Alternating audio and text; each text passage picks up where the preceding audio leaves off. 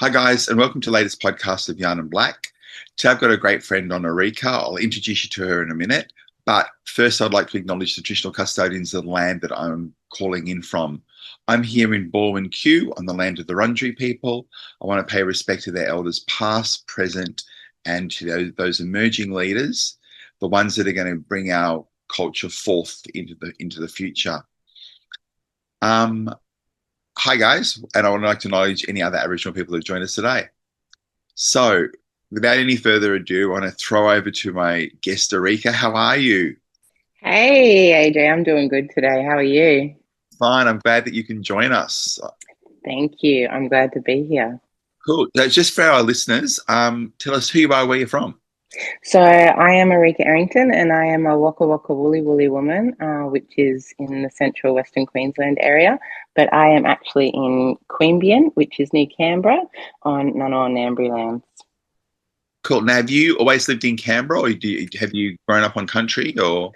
Oh, I've done a bit of moving around, been a bit nomadic. My dad was a Vietnam veteran, so I was born here in Canberra, and then when I was a little older, he moved us to the rainforest up in Main Arm, just on Bundjalung country there. So it was a beautiful few years up there in that kind of Byron Ballina area, and then I spent some time as well in Launceston and Melbourne, Brisbane, Toowoomba, Sydney. So yeah, I've grown up a little bit all over the place. And now I'm back here in Queanbeyan, Canberra, where I've been for coming on 20 years now. So quite a while. So did you go to many schools? Too many. Like I not enough fingers and toes to even say how many schools I went to. Yeah.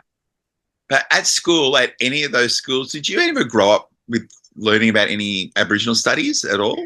Oh gosh, very, very little. And if it was like, we would have like an Aboriginal liaison officer kind of come in and give us a little lesson on the dream time.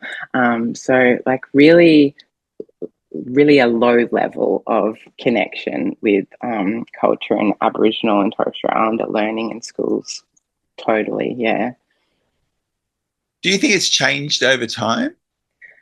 I do think it has changed now that I have my own daughter and I've got stepchildren. I hear what they're learning at school. They come back with homework, which, during obviously the NAIDOC weeks and National Reconciliation weeks, its homework is very heavily focused on Aboriginal and Torres Strait Islander topics. So I do see that it is changing. And also, my daughter, I see, has a voice as well, where she is able to give her culture and teach other students around her, even teachers, about her Aboriginality and what she knows about it. And it's actually respected and honoured, where when I was at school and her age, it wasn't. So, Yeah. yeah, definitely coming along. So what do you do now? Um, well, now I do a fair few things actually. I wear many, many hats. Yeah. So I am a full-time worker in as many Canberra people are in the public service. But I also have my own kind of hobby business called Tukka By The Bush, where I grow and make my own bush teas as well as we do a lot of NAIDOC events and Reconciliation Week events, community ones, where we make a lot of Johnny cakes and give them out and slather them with golden syrup and butter and just have that delicious warm food in winter in Canberra during NAIDOC. So yeah, and then I wear hat of mum, hat of stepmum, hat of partner, hat of auntie, hat of sister, hat of daughter. So many, many hats I wear. So yeah, I do quite a lot. So I know that when you finished school, when you actually did finish school, did you finish year 12? No, actually, I didn't finish year 12. I had injured myself at the end of grade 11, and I couldn't walk for a little while, so I didn't end up going back to grade 12 and finishing. But then I ended up meeting a really deadly uncle called Larry Brandy. And he actually was living in Canberra at the time, and I was in Brisbane. And he said, "Hey, why don't you come down, join the Ngunnawal Centre, do a bridging course into university, and see if that's something you want to follow?" And so I did. I said to my mum, "I want to move back to Canberra." And my dad was still living here. So she was like, "All right, let's pack up and go." And I went and did the foundation course at the Ngunnawal Centre. Yep. Mm. So, you've been, after that, you went to uni? Yeah, I did, the University of Canberra. Yeah. Yep. So, you know, did a bit of cyber stalking just to get. You've been to NIDA?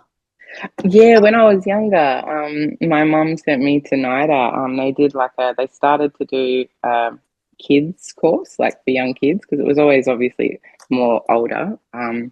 And yeah, so I would do their summer holiday courses, which was really great. Got me out of my shell as a kid, you know, taught me a lot of ways to kind of project myself and that kind of thing, which was really exciting. Yeah. And you've also done journalism. Yeah. I studied journalism at university. It was one of my majors.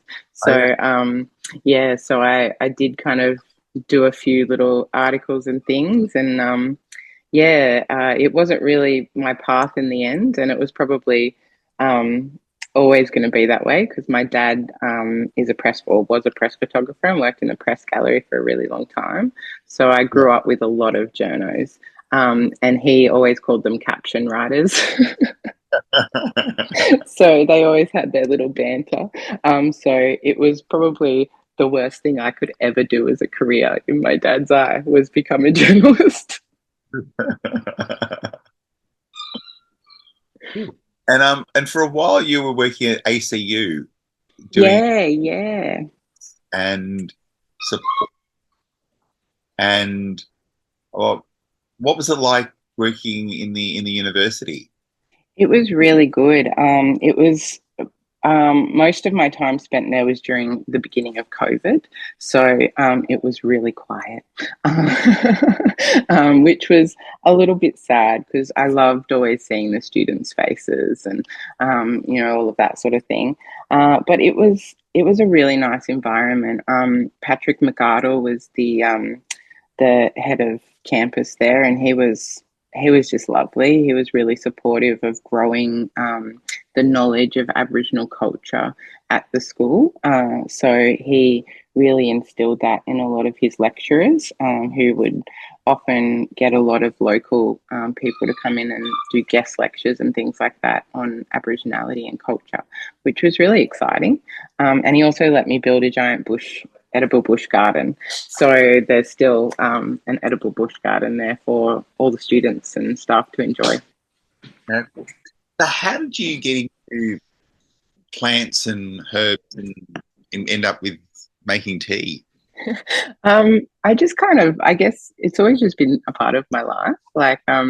And, you know, as I've gone around Australia and so in some of the roles that I've worked, I've been lucky enough to travel around the country and go to a lot of different communities, remote, regional, and learn about their native plants and medicinals in their areas, which aren't necessarily in Canberra or from where I am, my mob are.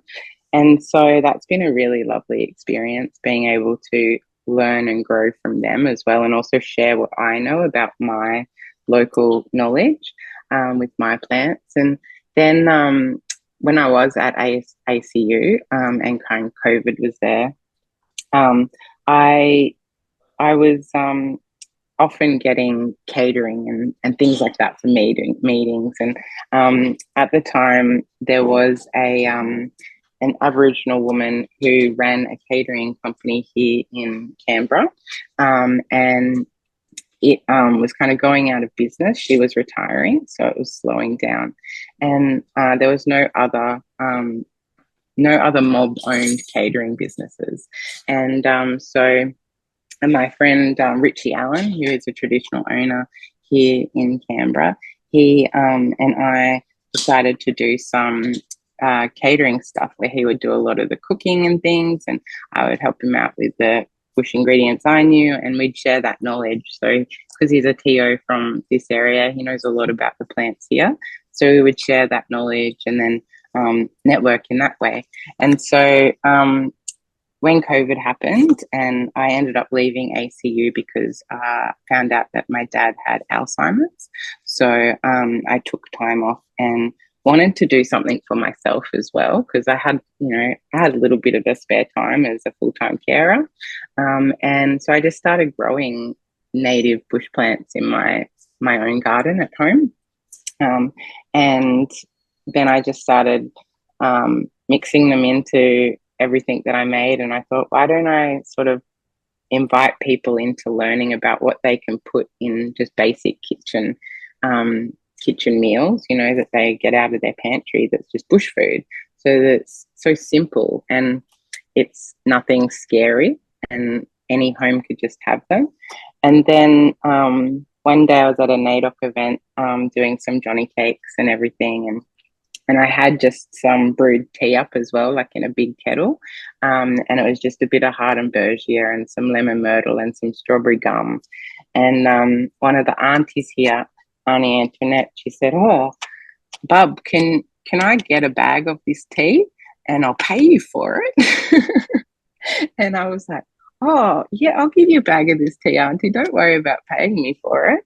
And it just kind of went from there. And then other people were like, "Oh, can I have some of that tea? Can I have some of that tea?" And I just started making it for everybody. And then other people were like, "Oh, let's put this online and buy it as well." And so I thought, okay, cool. So I did that, but I'm not very good at selling things, I think.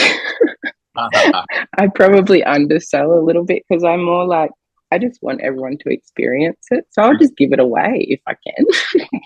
Yeah.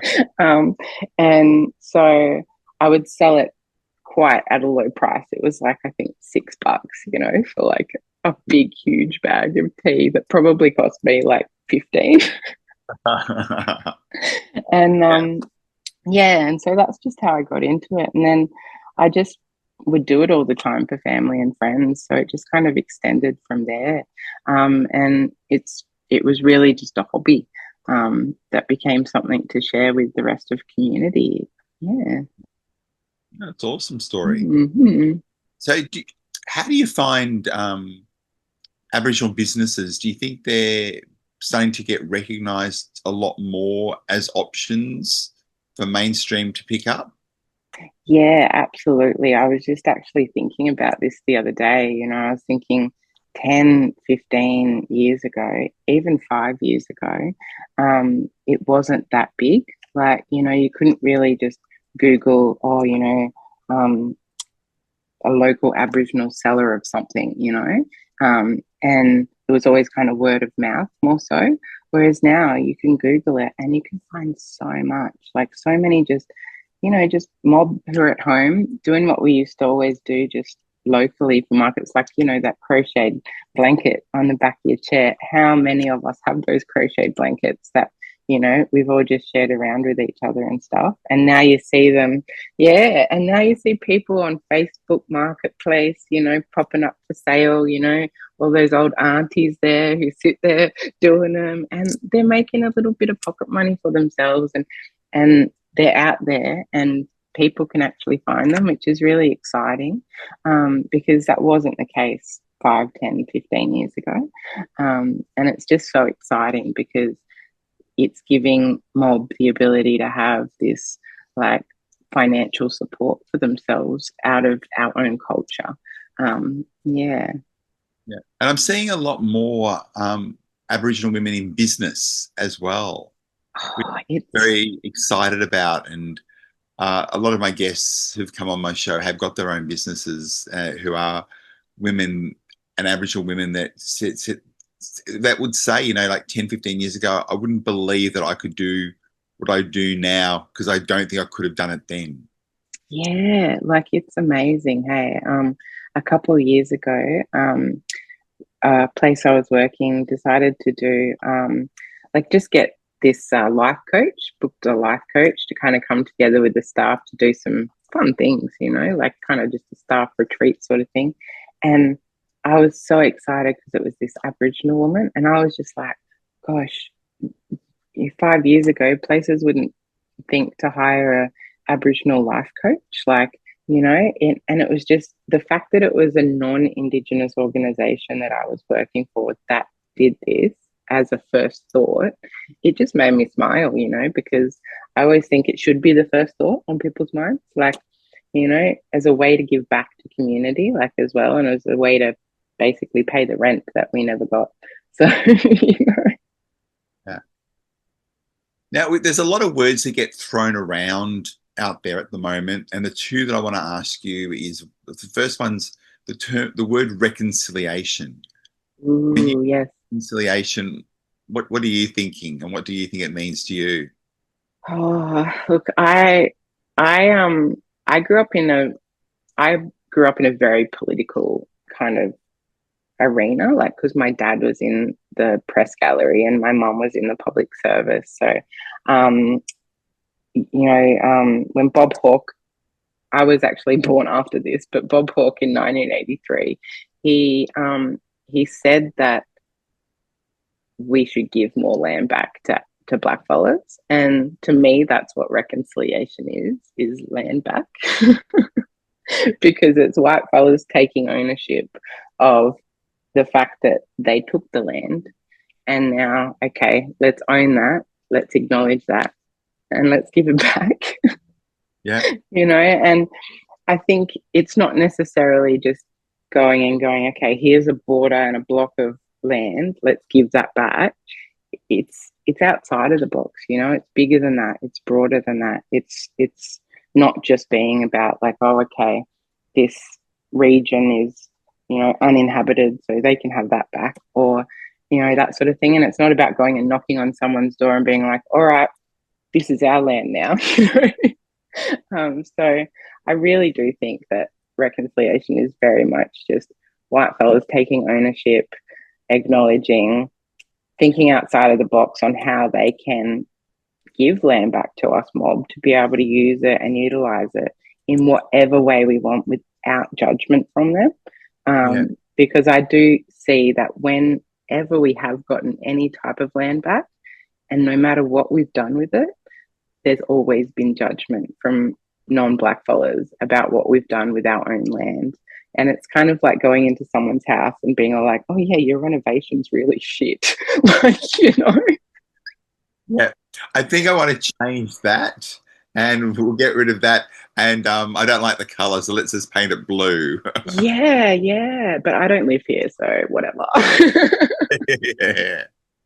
Yeah. So yeah, so that's it to me. Well, I Pretty like it. simple. And the other word that gets thrown around a lot is cultural safety. Oh So yeah, that's a I big want to one. ask, I want to ask you two things. What does cultural safety mean, or in your definition? But what does make you feel culturally safe when you go to services? Yeah, so I guess what makes me feel culturally safe when I go to services is that I know that when I walk in, I'm not going to have to worry about any kind of assumptions made about me, how I look, what I'm wearing, how I speak, you know, who I'm around, all of that sort of thing. Because when we're with community and in our own mob organizations, we don't do that to each other. We don't kind of look at all the differences and make the judgments. We just accept that this person is part of our community. And so that makes me feel safe, is being seen and acknowledged that no matter what, I'm just part of that community. But when I go to a non-Indigenous organisation, I never know what to expect. And I'm always kind of holding back, I suppose, and putting on a different facade.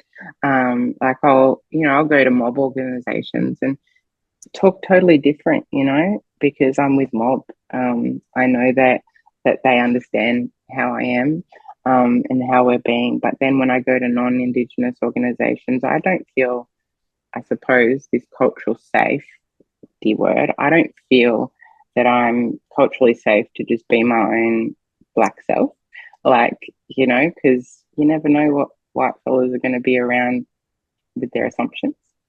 So yeah, it's a hard space to tread, but it's good that we have this opportunity and availability of services a lot more now than we did, say, 30, 40, 50 years ago, where we can walk in and not have to sit in a different waiting room. Yeah. What I know that cultural identity is really important for us mob, but there are a lot of young Aboriginal kids that don't know which community they actually come from. And that could be through stolen generation issues in their family or through the child protection system themselves. At the university, you would have seen a lot of students possibly coming that don't know much about culture and don't know much about themselves. What advice do you give them for people that wanting to know but just don't know where to even start? Usually I let them know about IATSIS and Link Up and a lot of the online services that you can go through, and the people that you can call up and talk to, and that sort of thing. Because I think when you actually approach mob in a way that isn't about saying, oh, you know, I just discovered that I've got a black grandma, but we never really knew. And say, oh, now I'm black. Like, that's not the way to approach it. I think if you approach mob and say, look, this is something I've just discovered, I really want to learn more about it. And it's not necessarily to say that I'm black to get a job or tick a box, but because I'm actually genuinely interested about what I'm missing in my own self. Because I think that some people, especially people I have known over time, they're not always in it for the right reasons. And that's sad because we're not a group of people and a race of people to be a part of for the wrong reasons. Because our culture is so sacred to us and our traditions are so sacred to us, and it's built into our bones. Like, you know, it's grown with us. And I think it's really hard for many of us who have experienced all of the terribleness from society that has come with being so open about our blackness, that we kind of go, oh, you're just ticking this box to get a job when you actually haven't had a lived experience of being black, or something like that, or ticking this box to get a scholarship or something, you know. And there was situations where universities across Australia, not just the one I was working at, were accepting statutory declarations as proof of Aboriginality. And obviously that's not okay. You know, when they just go and get a non-Indigenous, you know, justice of the peace to sign saying, yeah, this person acknowledges that they have Aboriginal heritage. Like, that's not a proof of Aboriginality. And, you know, I've had one since I was a kid, like, you know, so, and I know my daughter's going to need one because even though she's so obviously vocally black, she does not look it. So she definitely has a lot more privilege in the way she looks than I did when I was her age.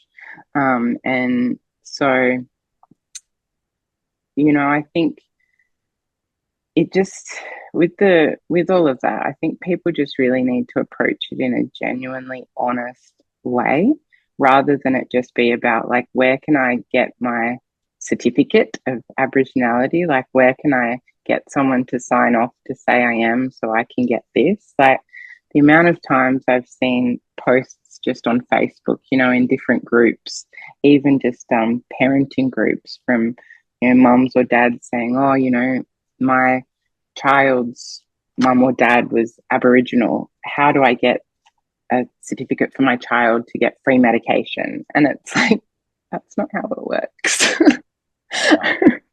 So, yeah, it's It's a Yeah, really rough one. I always look at the 3 points of the definition, which sounds to start off with the definition of being Aboriginal. But that last one's so important, and accepted in the community in which he or she lives.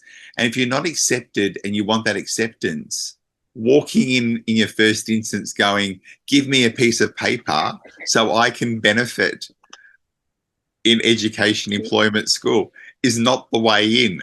No, it's like being involved in community, isn't it? Like, it's going to events, just showing up, not just kind of sitting online looking for ways to be Black, but actually going and being, knowing and doing. And it's sad when people don't realize that our communities are actually really accepting. Like, if you come at us the right way, we're very accepting. Blackfellas just in general are very, very lovely, community minded, caring people. Like, yeah. Now, I've got another question for you, and that is, we can't do this all by ourselves, and we need some great allies to help us. What makes a great ally? Oh gosh, I think just sitting down and shutting up, handing the mic to the black fella, that makes a good ally. Giving the opportunity to black fellas over non-Indigenous people, because we haven't had those opportunities. We've never had a leg up, whereas all of these other people have had legs up on the backs of our blood, like they've had legs up because they have generational wealth, because they have our land. We don't have legs up from that. We don't have generational wealth. We haven't had the ability to build that, and so I think that's something that's really important, is just being aware of that. Yeah. Yeah. I like how you said that about like giving us the mic, because sometimes we're beginning to be invited to the table, but that doesn't mean we always get a say. Exactly. We're invited to the table, but not necessarily to open our mouths. No. It might be just to do the acknowledgement of country, right? Like, yeah. So yeah, I definitely agree with you there. Like, inviting us to the table and actually giving us the mic, like, is how to be a really good ally. Yeah. But I also like how you said sometimes just shutting up and listen, because we've heard the white narrative for so long. You want to hear an Aboriginal voice, but you want that people want to hear what they want to hear. And I don't know if you've ever been asked to do a speech or a talk, and just recently I got an organisation wrote to me and said, AJ, this is what we want you to talk about, and this is what we want you to say, but we want it as an Aboriginal voice. And I'm going, okay, you've told me exactly what to say, how to say it, what not to say. And a bit of a clue is we don't want the staff offended or upset. And it's like, well, I wasn't going in there to really upset them or offend them. But thanks for warning me. Yeah, trigger. It's interesting. They always think we're going to talk about the negative and make people uncomfortable. And it's like, it's not talking about the negative. It's talking about history. It's talking about what's happened. It's talking about the things that we've gone through, because as blackfellas, we're an oral mob of people, aren't we? We didn't write down our languages.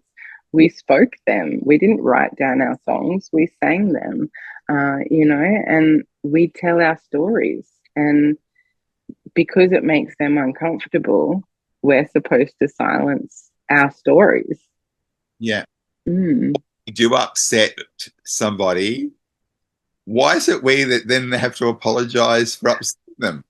Right? Like, I remember one time a while ago, I got called an angry black woman simply for asking why I hadn't had an email response in 3 months. Oh, God. And I'm just like, wow, these people seriously? It's just like I can't be an angry woman or just an angry human being. Yeah. There has to be all of these identifiable things in there as well that make me less than them. Yeah. Hmm. Yeah. Yeah. Yeah. Yeah. So if they just shut up and listen, not take on that guilt Yeah. and just breathe in and breathe out. Yeah. No, I agree with you. And work with Mm. that discomfort. I Mm-hmm. always say in my training that that discomfort should be seen as normal, because it's probably the thing that's probably going through your head the most is, shit, I didn't know this. Oh my God, maybe I should have known this. Oh, is this the first time I've heard this? Oh, wow. What do I need to know more about this? That's Mm-hmm. probably what the feeling really is. But instead of Exactly. acknowledging it, some people start to fight it. Mm-hmm. It's that And defense. yeah, and then we see the defensiveness, we see the white anxiety, we see the anger and the tears and the upset. Mm. And instead of owning it and working through it, they just want to fight it. And I just say that there's nothing to fight. It's It's just truth. Yeah. And it's kind of like I'm not comparing all people to my 7-year-old daughter, but yeah, it's very much like a child when they feel shame about something that they've done, that they perceive as wrong. And yeah, it's, she might just do something and I'll say to her, please don't do that. And it'll be something so simple. And it will just be this absolute shame come through, right? Oh, I'm so sorry. I feel so bad. I made you feel so bad. I did the wrong thing. And it's like, no, that's not what I was doing. That's not what I was saying. And it's like just teaching them what you're actually doing and helping them learn how to take it on rather than react to it. yeah, And yeah, I think a lot of white fellas, middly fellas, just feel like all we do is want to attack them when all we actually want to do is have them acknowledge that we were the ones attacked and are continued to constantly still be attacked yeah, um, in our own home. yeah. So, yeah. Now, a question I ask all my guests is that if I had $1 zillion, which I don't have, right? But if I did, and a magic wand, which I do have because my daughter gave me one a few years ago, I so love I've it. always got it on standby. So if I gave you $1 zillion and my magic wand and said you could fix something in Indigenous affairs, Ooh, what would you do? Where would you start? gosh, where would I start? Um, that's a very loaded question, AJ. I think one place I would start is the public service, state, federal, territories. I think there are not enough senior Black bureaucrats. People like Ricky Archer, who a couple of years ago was made the director of national parks, first Black fella to ever be the director of national parks, like 2023. Having more Black fellas in those senior bureaucratic roles who have had a lived experience, who Yeah, come from those community areas, those community sectors, who've had that experience in community owned and facilitated, so that they can bring it into the government and teach and show and guide in a way that I think in a lot of places only Black fellas can. National parks, for example.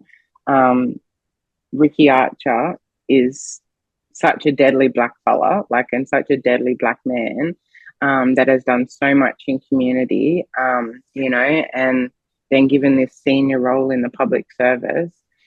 That's amazing. And for our young ones to be able to see that as well and see, hey, look what else we can do on a national level for our community and our mobs, our land, our waterways, our skies. I think that's really important. And it just isn't happening enough, I think. It's more, yeah, I won't say that. Don't go there. But yeah, I think that's a really big thing, is just more mob in public, high public service positions. Because I think we really do know what not just mob need in this country, but what the country needs, because we have looked after it for so many thousands of generations. And I think that's what a lot of, sixth, seventh generation Australians don't understand, is that we have been here for thousands of generations, not just like a couple. And so we know how our country operates. And one thing that white fellas did was give us a really good education system. And when a black fella gets educated, we can walk in both worlds, and we have that ability to walk in both worlds and know both worlds, where white fellas don't have that ability. White fellas can never walk in our world. No matter how much we bring them along, they will never live our experience. But we can and have lived both experiences. And that's what makes us really powerful and gives us the ability to know what everyone should need and what a country should need. Yeah. And that goes back a little bit about being the good ally as well. Knowing that you can't walk in our shoes, but you can walk beside us, give us the spotlight when you need to, and that we don't always necessarily need to be empowered. We need the power. Yeah. We need the self-determination, which, for I don't know how many decades now that word's been running around, but we're still waiting for it, and it's not that hard to give. Yeah. What do you think? Because we see a lot of negativity in social media around First Nations issues.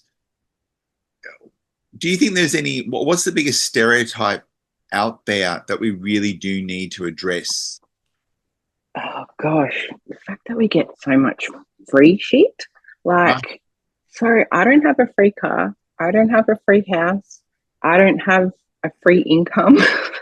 Yeah. I don't get free childcare. I don't get free education. I had to pay all my HECS debt. I didn't finish paying my HECS debt off till I was like 36 years old. And so I have a mortgage. I don't get discounts on my mortgage, and it blows my mind that people think that. Like, one fella who is part of my extended family, who I will not mention, but he once said to me that he wanted to get an ancestry DNA test. He's in like my non-Indigenous family. So he wanted to get an ancestry DNA test to prove how much Aboriginal he had in him, because he was adopted. So he didn't know why he had dark skin, but he just assumed it was because he was Aboriginal. So he wanted to get the ancestry DNA test so that his child could get free diabetes medication. I was just like, what now? Yeah. Like, I'm sorry, free what? Huh? How does that even work? And where have you learnt that? Like, you're a grown person. Yeah. But it's a huge stereotype out there. I know when I do cultural awareness training, people say you get all this stuff for free. I stop the workshop for a second and go, you know what? Next Thursday, I've got the day off. So if you guys can write it all down for me about where I pick up all my free stuff, that's where I'm going next Thursday to get. And I better go and talk to the bank manager, because he doesn't know that that I should be getting a free house. He keeps charging me interest on this place. How rude! Like, there should be something in the system that says, "Oh, Aboriginal mortgage free." Free cars and my mates from Queensland always tell me that they hear they get free boats up there too. Oh, yeah. Yeah. It just, when I see people say that on Facebook or like on, any kind of social media, I'm just like, really, what rock have these people been living under? Are they really this simple that they honestly believe that we get free stuff? Yeah. Like, yeah, okay, free prison. Yay. Free Yeah. deaths in custody. Woohoo. Yeah. Free stolen babies. Yeah. It baffles me that they think that this is acceptable. Chronic illnesses at an earlier age. Yeah, right? Like, wow, gosh, free racism. Yeah. Hands up, who wants that? Right? Like, yeah. I think the funniest one I've started to see a lot more now is that the welcome to country is something that was just made up by Ernie Dingo. right? And that we've never been doing it.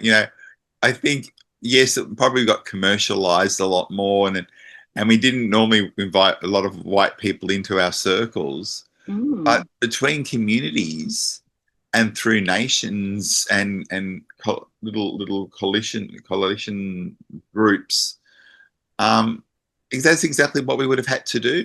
Because it's a bit like when we started our conversation, you can't come into my house unless you've been welcomed. And while you're here, these are the rules that you have to follow.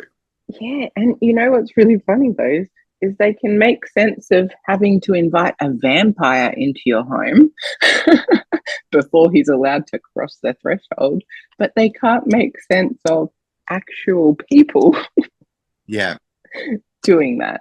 Like, it's just, yeah. And to me, that's just knowledge because I've grown up with that knowledge, right? That when you go to another community, another country, like traditionally, you would, in my mob, you'd see the border, you'd start your fire to let them know that there was someone there, and then they would send their person to come and yarn to you and talk to you, and you would get permission, and you would talk to them, and you would be welcomed, and then they would let you come over, and that is what we did. And they don't get that. Like, I don't get how they don't get that. Not even getting that a country isn't Australia. Their country's a little language group area. Yeah, oh my goodness. Okay, Tasmania there, what you know as Tasmania, that's actually its own country in our ways. Like that place as Queensland, that's actually hundreds of countries, just like Europe. And they can make sense of Europe having different languages, different borders, but they can't make sense of it for us. And I think it's because they just want to hate us. I don't know what they're scared of, and I think that's what I keep saying. That when I look at doing training, I talk about the white anxiety. I still don't know what it is that scares a lot of non-Indigenous people. Is it the fact that I don't look a certain way? Is it the fact that I'm not meeting your stereotype? But your stereotype's been so ingrained for so long that you can't see anything but this black-skinned man wearing a lap with a spear. Oh my gosh. That reminds me of the funniest story, AJ, like when I was at uni. So I lived on campus for a little while when I was at uni, and we had this exchange student from England come, and she was lovely, loveliest thing, but gosh, gammonest thing too.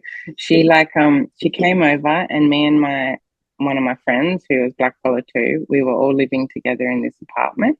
And we met, and she's like, he's a lot darker than me. So I'm not super dark, but he's a lot darker than me, right? And so she's like, oh, are you guys Aboriginal? And we're like, yeah. I'm like, yeah. And she's like, you don't look like what's on my syllabus. And we're just like, what's on your syllabus? And she's like, a guy with a spear in a grass skirt.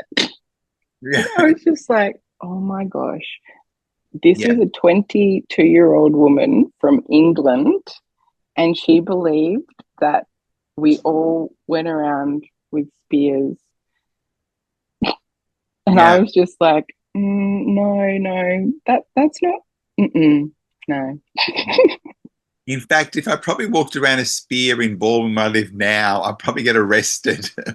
Right? Like, I mean, even Adam Goods just having his pretend spear scared the shit out of everyone, didn't it? Like, Yeah, he was out for war. oh, he was going to kill a lot of people with that invisible spear. Like, wow. Just, yeah, it's pretty funny, that whole stereotype that people have in their mind, hey? Like, that spear, that boomerang. Like, yeah, it's just, oh, You know, and the fact that we can laugh about it is part of our resilience. That yes. we can Yeah, see, blackfellas are funny. yeah, we see the funny side of it. Like I We often do. joke, but tell people things like, 2025. Maybe I can't do a lot of the cultural practices that I used to be able to do, but I can modernize them. I can go hunting and gathering in coals. I I can get my block of coon cheese. Well, not anymore. I can get my block of cheers. if I'm in trouble, I pick up my message stick and I have to call for help. All right. Yeah. Or I think it's called GPS tracking these days, Yeah. but I have to modernize it in order to get people to understand it. Yeah, you do. Hey, it's, Now I'm watching the time and I know that we have to go, but my final question is, yes. what would you like people to walk away with from today's yarn? Um, oh gosh, that just, black fellas aren't what they assume we are, you know? We're we're everything that they're not, as Briggs would say. And I think they have to just realize that we're all a little bit different, but we all are very much the same. Moba, we look after each other, no matter if you're from Broome or Hobart. We'll always look after each other, which is very different for non-mob. They don't always look after each other, and I think that's something that they really need to learn. Is something that is really important to keep this country prosperous, for future generations, for all our young ones that are coming, because it's not about us, it's about them. And I think it's just really important that white fellas realize that we don't want the country to be ruined. We want the country to thrive. Yeah. So, yeah. Look, I want to say thank you so much for joining me on my podcast today. I do cyber stalk you, so I do love all the work that you do. And I want to say thank you. And guys, I want to say again, thank you to Arika. And guys, I'll see you at the next podcast. Thanks so much, AJ. I'll see you later. Yeah, bye.